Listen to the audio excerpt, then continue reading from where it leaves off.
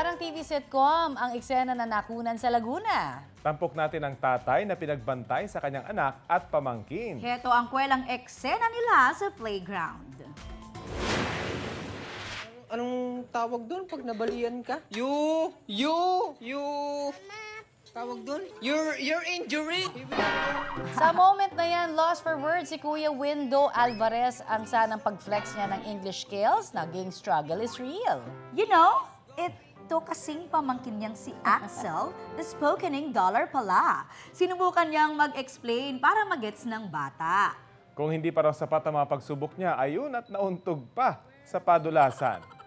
Viral online ang video with 6.4 million views. Trending!